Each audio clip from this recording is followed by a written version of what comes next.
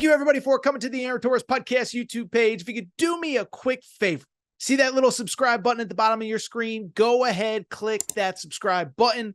Really does help our channel grow, our audience grow, and I really do appreciate it more than you know. So click that subscribe button. Appreciate your support.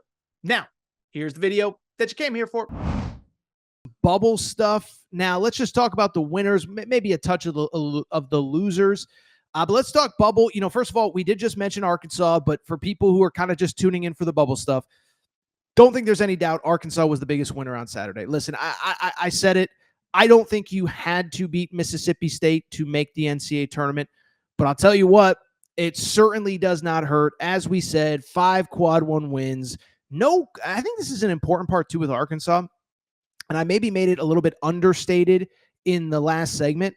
0. Well, excuse me. Jacob West with the correction of Torres. 6 quad 1 wins now. Georgia has turned into a quad 1 win for us. So listen, 6 quad 1 wins. I'm just here to tell you, like, look at the rest of the resumes. I know I just said it. North Carolina, 1 quad 1 win. Xavier, 1 quad 1 win. And listen, I've defended Carolina. We know that Torres is a believer in Sean Miller, but we have to judge these teams not only on what they've done, but on what everybody else has done. And so to me, they're in, okay? The other thing really quick, and I mentioned this, but 0 Q3, 0 Q4 losses. Like, that matters. 0 bad losses.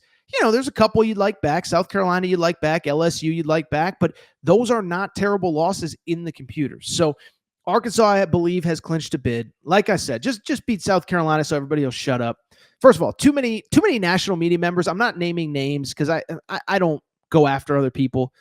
They just like don't understand the quad system. I saw like 3 or 4 people like, well, you know, Arkansas still got work to do in Nashville. I mean, unless the committee is literally going to make an unprecedented move, no, they don't. 6 quad 1 wins, 0 Q3, 0 Q4 losses. I think that they're in. I think that they're fine.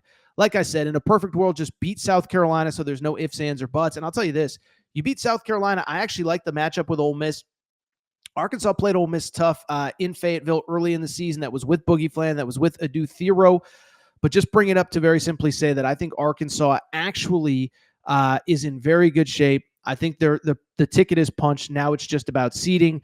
By the way, Arkansas fans, do not ask me about how high you can get on the seed line. That is one thing that I am not an expert on, but you keep winning, good things are going to happen. Really quickly, I'd be remiss.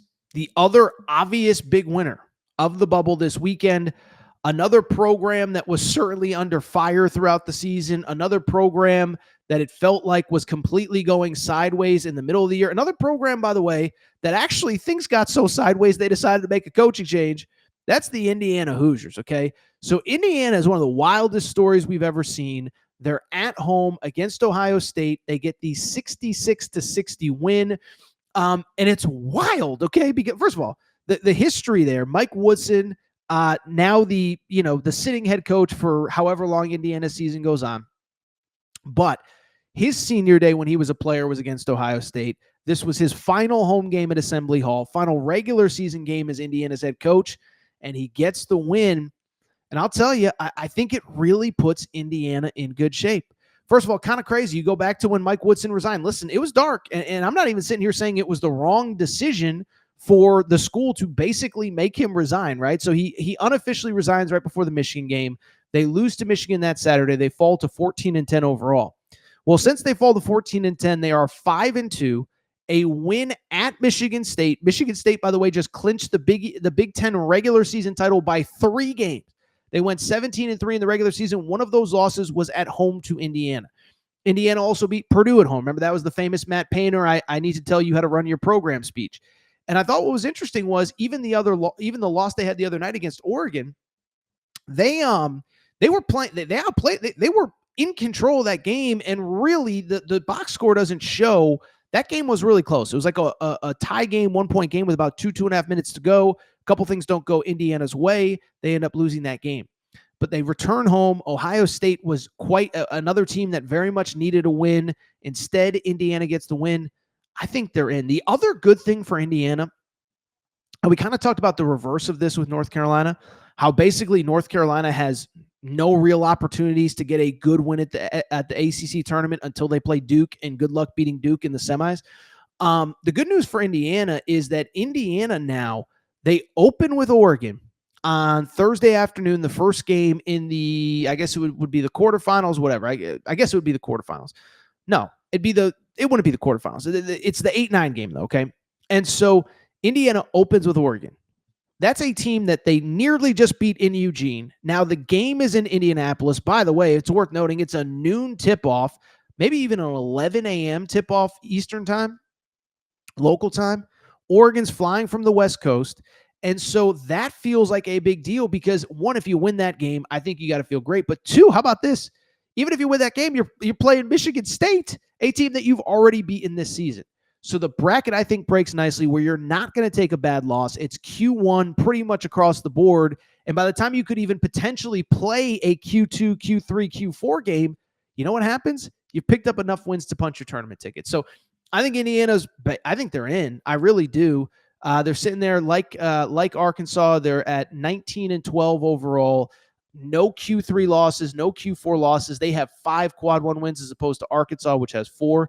I think Indiana's got to feel really good. Ohio State, by the way, I don't fully understand. I guess I do because they have a lot of quad 1 wins, but they're 17-14 overall. I think Ohio State is on the outside looking in, barring a big run at the Big Ten tournament. Other winners worth noting, Xavier's looking really good right now. Now, Xavier's the interesting one because Xavier is kind of the opposite of Indiana and Arkansas. They don't have a ton of great wins. 1 Q1 win. To their credit, they've played really well down the stretch. I believe it's either 7 or 8 straight games to end Big East play. But a couple things on Xavier. One, they do open on Thursday at the Big East tournament, or Wednesday. It might even be a Wednesday game. And they play Marquette in the 4-5 game. And so if I was Xavier, I'd go ahead and take care of business against Marquette. I think if you win against Marquette, that punches your ticket into the NCAA tournament. If you lose, I think you're probably in okay shape, but then you open up the door for what we talked about it on Friday's show, what they call the old, what do they call them? The old bid stealers. The team that isn't projected to win the ACC, the Big Ten, the Mountain West, the whatever that does and steals a bid. We saw it last year with NC State, which we're going to talk about in a minute. We saw it at some other places as well. So I think Xavier's in okay shape, needed to win, gets the win. Credit to them. Producer Matt, I forget if I had you put the other SEC teams on besides Arkansas, but I'll tell you this, Georgia, or we'll start with Oklahoma. We'll start with Oklahoma, but Oklahoma, credit where it's due. Porter Moser, for people who do not know, I think if he missed the tournament, he might have been out. Well, I bring it up. They get the 76-72 win over the Texas Longhorns, hated rival. They get the victory. Porter Moser, I think he went to the suit to try and change the energy around the program. He looks like a maitre d' at like an Olive Garden or something like that. He wears the black suit, I think, with a black tie and black jacket. It's working, baby. The man in black, he's like Johnny Cash over there. But listen, second straight big win for Oklahoma. They beat Missouri earlier in the week. They win against Texas. And I'll give them a little bit of credit because outside of those 2 wins, they played Kentucky really tough at home. Remember, that was the game that Otega Owe hit the buzzer beater. And then Ole Miss basically hit a buzzer beater to beat them as well. So I just bring it up because, in my opinion, Oklahoma should feel pretty good. The other thing that Oklahoma has that a lot of teams don't have, they have some really good wins out of conference. Now, admittedly, Arizona was not playing the way that they are right now, and I know Arizona's struggling a little bit, but they beat Arizona in the Bahamas. They beat Louisville in the Bahamas, who officially finished at 18-2 in ACC play. They took care of business against Michigan on a neutral court, and they have some decent wins in the SEC. At Arkansas, Mississippi State at home, Missouri, and Texas. I know that they're 6-12 in the SEC. I get it. And if they don't get in, you can't feel bad for a team that finished with a 33% win percentage in league play. But I got to give credit where it's due. They won the 2 games that they absolutely needed to at the end. I think they're in pretty good shape. I'll tell you this, could certainly help. They opened the SEC tournament with Georgia. By the way, we got to give Georgia credit, man. Mike White went from mediocre Mike White to Mike White-Krzyzewski over the last couple weeks because 4 straight wins for Georgia. They get the victory just in unbelievable run for them. It started with that win over Florida. They're playing really well. They close with a win over Vanderbilt. I thought that Georgia was probably in regardless of that game, but it certainly doesn't help. They're 20-11, 8-10 in the SEC. They don't have a ton of great out-of-conference wins, but they have the very notable one against St. John's that continues to get better and better. And of their 4 wins late, 3 of them are against potential tournament teams, at Texas, Florida at home, Vandy at home. I think that they're in. I'll say this, Vandy, we talked about them a few weeks ago. After they beat Missouri last Sunday, I said, they won last Saturday. We talked about it on Sunday. And I said, I think Vandy's in no matter what. I'll just tell you, man, if you're Vandy, now with all of a sudden a little bit of nervousness because you lose 2 straight to end the regular season against Arkansas, against Georgia, 2 bubble teams, and you're sitting there overall at 20-11, 8-10. You open against Texas in the SEC tournament. I would not lose that game if I was you. If I was the Vanderbilt Commodores. Texas, listen, I think it's too much of an uphill battle. Texas finishes 6-12 in the SEC like Oklahoma, but they're 17-14 overall. Don't have nearly as many good out-of-conference wins like Oklahoma does. I think Texas is cooked short of winning maybe 2 or 3 games at the SEC tournament. Really quickly, one more winner. I think San Diego State in the Mountain West. It was kind of a not lose game. You can't lose to Nevada at home. They don't. They get the win. So that's the status of the bubble. Very interesting weekend. All of that good stuff.